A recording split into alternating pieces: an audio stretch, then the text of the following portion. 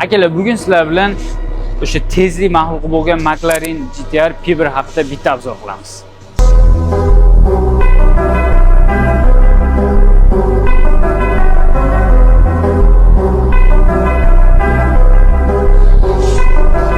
Bilaman, hammalarga ushbu mashinaning narxi qiziq. Narxini videoning oxirida aytib o'tib ketaman. Videoni o'tkazib olmasdan oxirigacha kuzatinglar. Mashinaga keladigan bo'lsak, bu mashina dunyo bo'yicha atiga 58 dona ishlab chiqarilgan.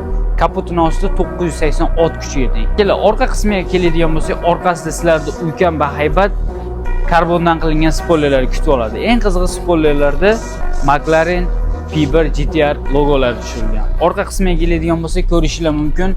Sizlarda ulkan va haybat o'sha aytganimdek vaqtli sistemasi.